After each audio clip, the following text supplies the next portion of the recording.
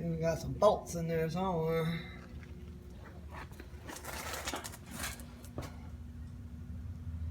I'm getting it.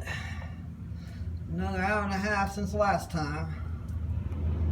More cutting to do. I just want to shout out to Rusty Jeep, dude. Thanks for your confidence.